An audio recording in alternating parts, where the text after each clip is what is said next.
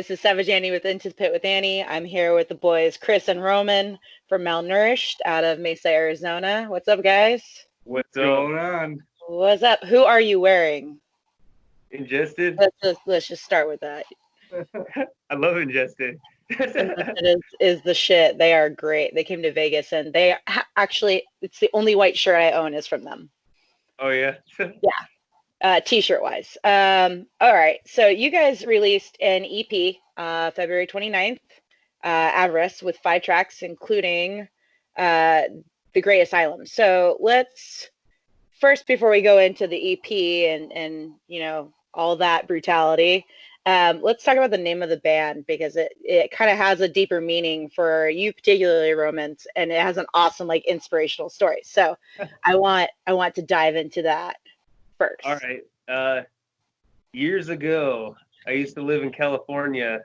I lived in a crawl space in an attic in a warehouse in an industrial park.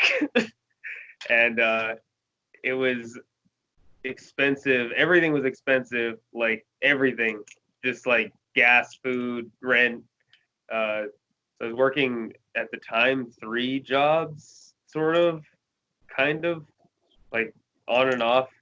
I had multiple jobs, and still that's all I could afford with this crawl space. It was so small that it was a mattress, and I would lay on the mattress, and the edge of the mattress was storage that wasn't mine.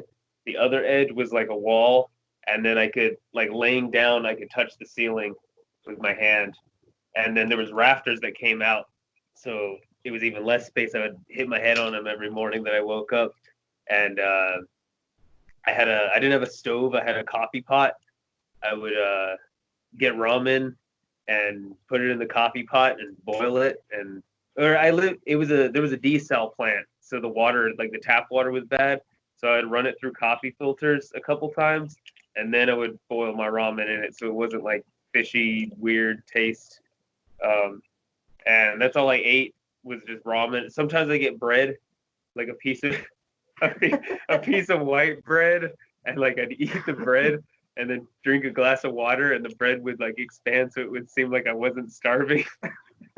But then so I was making the music while doing this. You know, in the warehouse I had like a little recording setup, and I didn't have a name for the band yet. And then my dad's just like, man, you keep eating like that and keep eating nothing, you're gonna be malnourished. And I was like, huh. Like, all my stuff was political, and I was like, because I'm not just malnourished because I was 112 pounds back then, but I was also malnourished in the sense that, like, I didn't have what I needed to survive. Like, be it like if I worked, I still didn't have enough. I was like malnourished, like financially, physically, not so much mentally. I always had metal with me, but, like, you know, I didn't have what I needed to survive, and most people don't. You know, the idea behind the band was that if you work all day to make someone else rich while you're struggling, you know, if you can't pay your rent, if you can't pay your bills, like, you're malnourished too. You know, that's my dramatic shit. Am I allowed to cuss on here? Yeah. Okay, yeah. cool. Fuck, why not? Okay. Fucking A, man, I own this shit. Come on now. All right, cool. Like, I really liked the backstory of your guys' band, and I actually met you guys before I even knew you were in a fucking band. Yeah. At Slayer, at the SAP Center, and then again I saw you guys in another Slayer show parking lot. Yeah. So that, and then you played the next day, which was opening for fucking Dying Fetus and Whitechapel, which was fucking epic. It's like, how Best day of my life. like, fucking Chris in his fucking Slayer booty shorts too. That's yeah. Yeah. So how did you two meet? How did the whole band kind of become a 5-piece? This dude I met way back in high school before anything. Like, we had like a side project that was called the Blood of the Slain. We just, like, opened up the Bible and pointed, and we're like, oh, that's gonna be the name, you know. And that was taken, by the way. And then we changed to Infant Death Syndrome, which was also taken. We only made like or we made like an album and it was terrible. It was horrible. But like that was just high school. Like I walked into class. I didn't have a pencil. It was the first day of school, and my teacher's like, "You better make some friends then." He just turns and goes, "I'll be your friend." And it's been like good ever since, you know. But that's how I met him. Narek, our guitarist, met him back in junior high. I think I just had a weight training class with him or something, like PE. And we would just chill every once in a while, and then like, you know, oh, you play guitar? Shit, let's fucking play, you know. Dustin, we met on the internet. Like, I don't know how. Like Craigslist or like. It's Bandmix. It's like a find musicians thing, but the only people who use it are like really old dudes who want to play like blues and hard rock, which good for them, but it's like, fuck, man, like I need someone to play death metal. And Dustin. But then Dustin, yeah, it's just old people and Dustin, which Dustin is an old person because he goes to bed at 7 a.m. or 7 p.m. But we click on his profile and it's like, oh, it's just some nerdy kid, whatever, like, and it's like, oh, Jason Becker covers and like, you know, Dying Fetus covered, Necrophagist covered. He's just covering Necrophagist. And I'm like, how is he, like, what? How does he not taken? Like, I'm like looking. I'm like, damn, he's got this done, this done, this done. And like, we messaged him, and then it took a while to message back, and we ended up temporarily getting Alan from Scattered Guts, Alan Jackson. Not that Alan Jackson, but he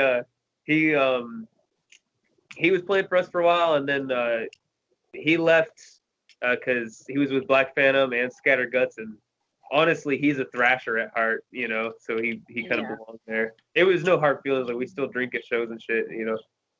But then we hit up Dustin again, and he's like, yeah, I've never been in a band before. I was like, you're playing like Necrophagist covers, and nobody's picked you up as a guitarist. Like, all right, like, and then we sent him the tabs for every song, and he showed up the next day and knew every song perfectly, like exactly perfectly. I sent him a new song, and I was like, oh, I'm gonna change the solo because it's impossible, you know, you can't really play that. I wrote it on Guitar Pro, and I sent it to him at night. He was already asleep. Woke up, goes to work, gets off work, comes straight to band practice. So I know he hasn't had time to practice it. And the solo that I thought was impossible, he just fucking played. And it's like, all right, cool. Like, Dustin's fucking good. Like, shit. Nice. Our bass players, we've gone through a million bass players. Right now we've got Matt. He's cool. He never shows up to practice, but he's a bass player. way to call him out. Damn. He's really good though. He's a fucking solid fucking musician. Like through and through, he knows what to do, how to play. He'll change my parts to make it like make sense or just be better. You know, he could play the bass Film Gray Asylum. That was like the only requirement. And he looks good on stage. Shit. There you go. You have to look metal to be in this band, or except Dustin, he's allowed to not look metal. Dustin's allowed to look like our stepdad. Yes. That's fair. It's fair. Awesome. So who are some of your biggest influences for your sound? And then like as far as like what music influence triggered like I want to become a musician, I want to do that? It was Dying Fetus and Lamb of God. I like back in the day, like I used to like I played guitar, you know, I was always into guitar and stuff, and then I learned how to solo, and I was like, shit, I could probably like join a band. And then like started making music with my friends. I was like, this is fucking the greatest thing in the world. So that's what I did. And we would just sit there and listen to Lamb of God albums back to back and try and pinpoint every little thing in there and just like, oh, this is what they do right here, and just like nonstop, like Wrath, over and over. When Wrath came out, that was it. I was like, this is fucking aggressive. It's fast. The riffs are good. He's screaming. I wasn't like into clean singing. I know I'm an elitist, but how dare you? But yeah, we don't do elitism on this blog. I don't know what you're talking about. But yeah, Lamb of God, that was it. And then honestly, I liked Lamb of God first, and then I told my dad, I was like, oh, I like screaming stuff, like the I like the really low guttural stuff. He's like, oh, do you know Dying Fetus? I was like, who? He shows me Dying Fetus, and I was like, holy shit. And that was like 2011. So it's like I just get introduced to Dying Fetus. They're fucking amazing. And then a year later, Reign Supreme comes out. And that was it. That was it. That was like, holy shit, dude. I'm going to make death metal forever. Like, So is Dying Fetus what triggered you to be a vocalist rather than just a guitarist? you know why I started doing vocals was because I didn't have a vocalist. And then I fell in love with it. I was like, I guess I'll do vocals. And then I liked it. And then I realized when I got the band together, it's easier to find a guitarist that can play what you play than to find a vocalist that sounds exactly like you, you know. And then when we played our first show, that was the most fun I've ever had on stage, was as a vocalist, with not holding a guitar, nothing, like just free to run around and jump and fucking go crazy on stage, you know, stage present. Like I love my guitar, and I am afraid jumping around with that thing. Oh yeah, it's expensive. You don't want to break a strap or a string or trip on a chord. Yeah, but being a vocalist, and then like once I got into it and learned techniques, shit, it just snowballed, and I loved it more and more and more. Like being a vocalist is fucking awesome. How long did it take you to develop the skill to do metal vocals? Like, did you start out and it just came naturally, like right away, or was it like you had to like listen to yourself with ears bleeding in the bathroom for a while? It's hard to say because in the high school band I tried and I sucked. I sounded like Cookie Monster. It was bad. and I didn't know what I was doing. It was like hurting myself. And then I like watched YouTube videos. It just slowly, I still think I'm developing. Like a year ago,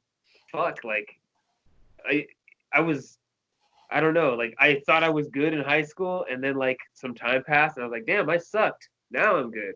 And then some time passed, I'm like, damn, I sucked back then. Now I'm good. And then some time passed. Now I listened back to the first album and it's like, it was good, you know, like I'm proud of it, but I had no, like, I have no like tunnels and like weird fucking mouth shapes now. So it's like, I'm excited. Like, what am I going to think about? Like a year from now, what am I going to be like, you know?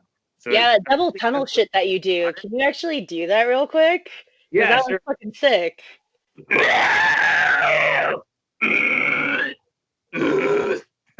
It's all that tongue shit. Yeah.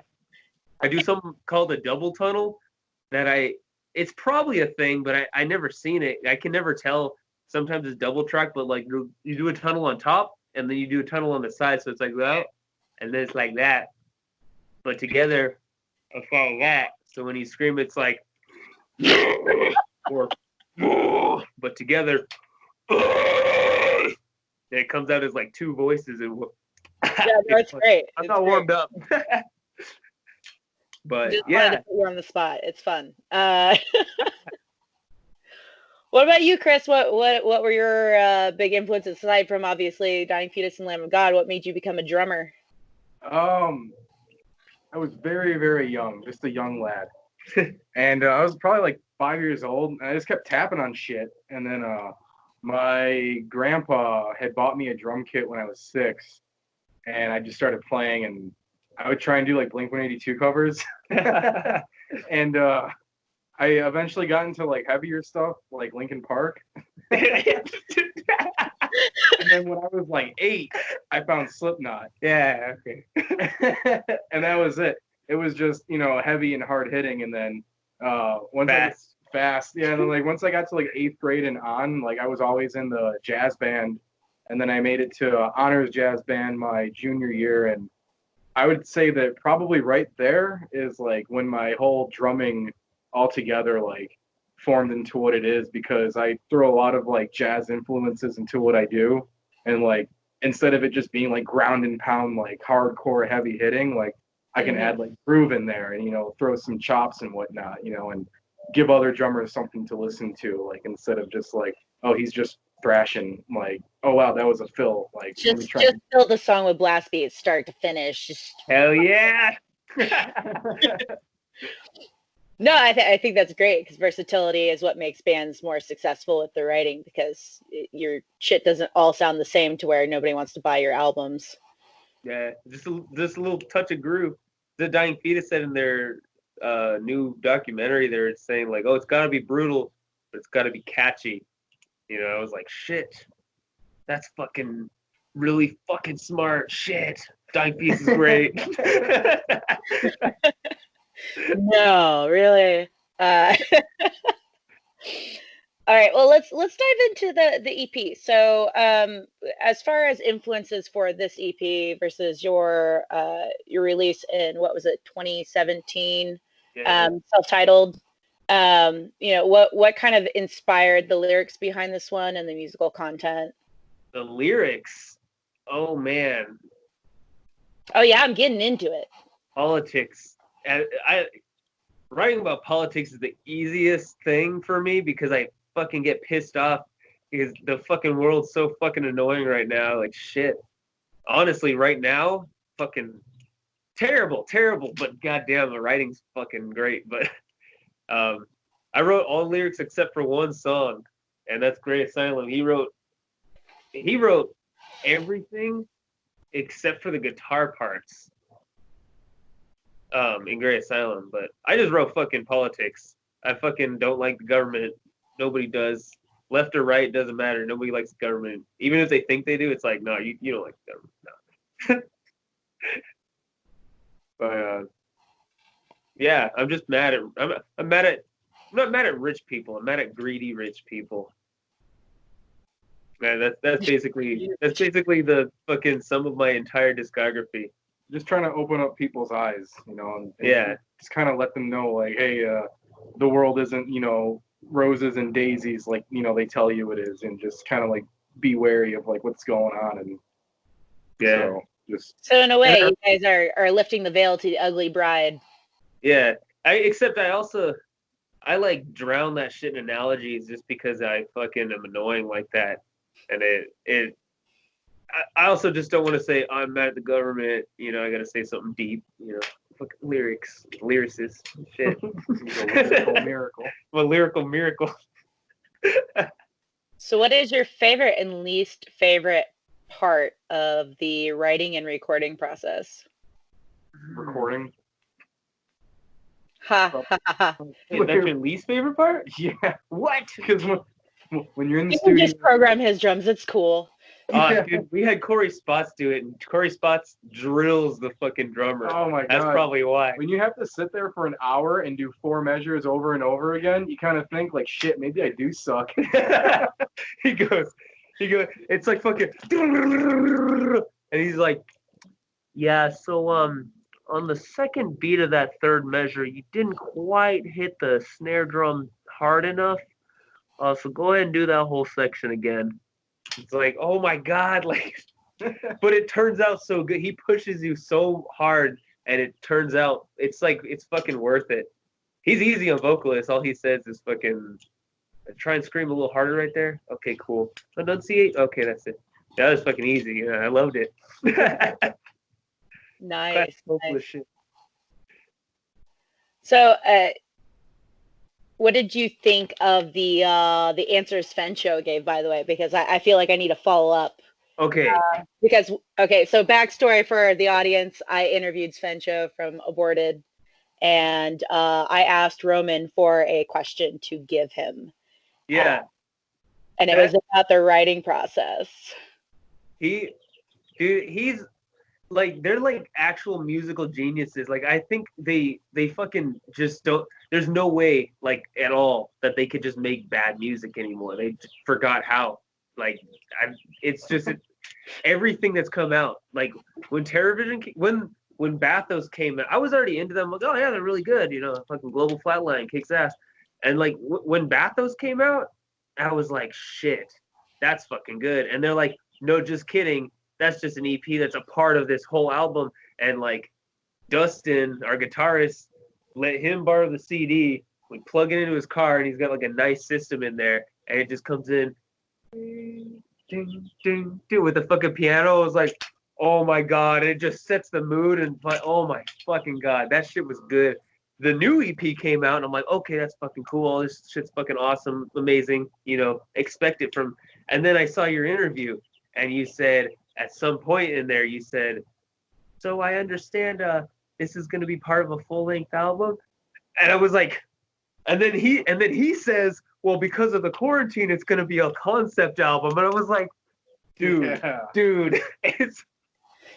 I did not know that. That fucking fine. Yeah, so the EP was kind of like a prelude, and they're gonna do a full-length concept album. It's probably not gonna be out this year. It's probably gonna be out next year. TerraVision just came out. It just came out. It's still a new album to me. Yeah.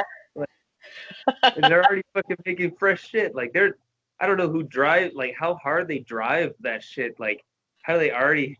We fucking busted ass on our EP and it took forever. Like, and they're just like, oh, masterpiece. Guess what? Less than a year later, fucking, we got another one.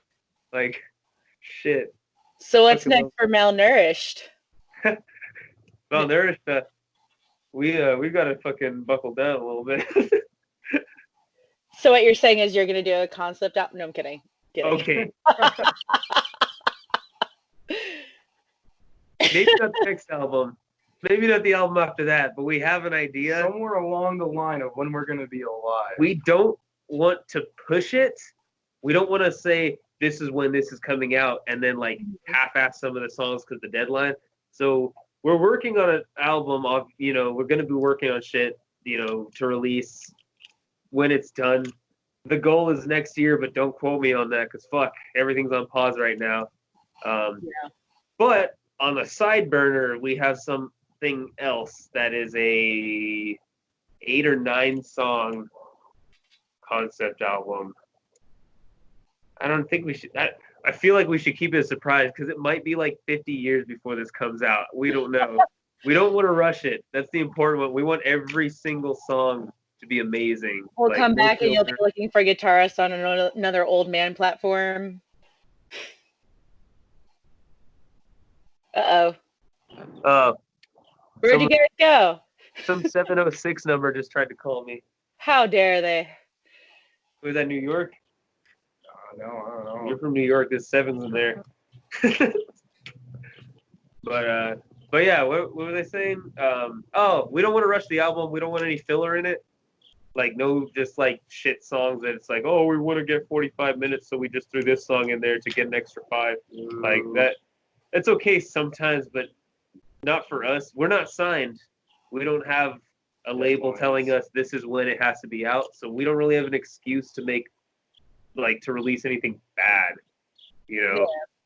I would understand like if a label was like, hey, you have 1 year to make an album. It's like, well, shit. You're gonna have a couple good songs and it's gonna be rushed the rest of it. Unless you're fucking Aborted and you're just fucking amazing. You just make perfect music, you know. But yeah, we have some shit on the burner, on the side burner, shit in the oven. We even got shit in the toaster. Fuck.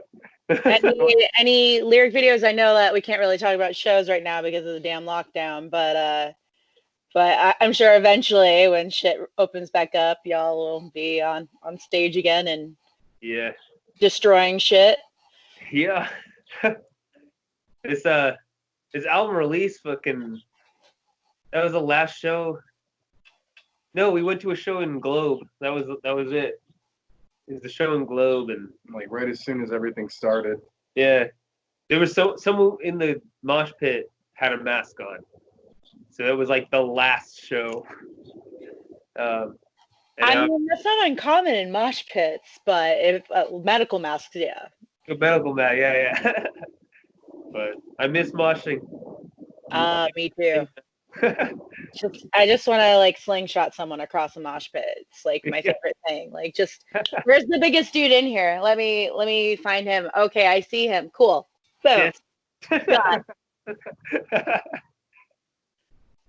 And the face that they make is just like the best face ever because it's like, oh my god, what just happened? How am I on the ground? Yeah. Okay. So, like lyric videos, anything like that you guys are working on that's not album related that you. We kind of want to get some playthroughs done soon. We're behind schedule on it. We can't. The guy we go through Lance for videos. He's fucking awesome, super awesome dude, like through and through. Awesome to work with, cool dude. Like fucking love Lance. Shit, the guy's awesome. But he can't like come out and film shit during this quarantine. So nothing's filmed. So that's it. We just want to throw some playthroughs together, release them every couple months, and then like while we're working on the new album, and then hopefully we have enough time to get the new album out before we run out of material. There you go. I don't really have any other questions, so if you guys have anything else you wanted to talk about, any plugs that you want to make, aside from Lance? Corey Spots, if you can afford to fucking record with a fucking master, go through that fucking dude. He's awesome. Lance, cool. Kim LaRoe, 13th. Kim, fucking love you, Kim. Fucking awesome. She's helped us through so much stuff. Like she's the kind of person, like if you put in the work, you actually get it. I know that's like a classic fucking thing. Oh, if you work hard and then it doesn't happen, like every fucking job that's like, oh yeah, you busted ass, good job. It's like, yeah, let me just give that good job to my landlord and have him take it out of rent, you know. But like Kim, it's like, no, you sell a lot of tickets, and she's like, damn, like okay, good job, and then she'll give you another show. It's like, oh, you sold a lot of tickets again. It's like, okay, so they push tickets. Now she's gonna give you a good show, you know, and then the good show you can work off of. You can get some fans, and she'll, you know, we've always pushed tickets as hard as we could, and she's always, you know, in return given us good shows. You know, it's not just like, oh well, she's friends with them. It's like we did work for them. We are friends with her, you know, because she's fucking cool. But like, she gives you the chance to work your way up. You know, like the Dying Fetus show was a huge thing for us, and she told us, she's like, you guys push tickets like no other, you know, that's why I'm giving you this show. And I was like, that's like the first time that I've worked at something where it actually did pay off to work hard. It's not just like, you know, oh, in 6 months you get a 50-cent raise, you know, which is basically just the inflation rate, you know. But it's like with her, you can work hard and get far, and she'll be nice to you, you know, and she's fair. That's the thing. Like if you're selling 1 or 2 tickets a show, she's not, you know, you're going to be an opener forever. But if she realizes, oh shit, they sold fucking like 150 tickets, like I'm going to give them a good show, you know, like she's fucking awesome. So yeah, 13th Floor, fucking awesome promoter to work through. You know, we've had no problems. But that's like the only plugs I know. Hey, Meinl, Symbols, endorse him, even though you don't endorse anyone. Hi. I put videos up with your He'll symbols. post some booty shorts for you with your logo on them. Yeah, shit. That'd be cool. Oh shit. We should have been putting our logo on your videos. Oh, well. Whoops. We'll start tomorrow. Oh, this has been great. Thank you guys so much for taking the time to talk to me and answer some questions. Thank you. I'm really looking forward to coming back out to Mesa at some point when this shit is over. Yeah. And then hopefully we can get you guys out to Vegas to play a show. So That would be fucking great. Yeah. That'd be fucking awesome. I don't care if I gotta have you sleep on my couches. I'll get you guys out here at some point. I'm fucking down. I'll sleep on a floor. I've slept in an attic, remember? Shit. Right? Like, I feel like a couch is luxury at this point. All right. Well, you guys have a great evening, and thank you again. Thanks. And I'll have this up in a couple of weeks. Awesome. Later.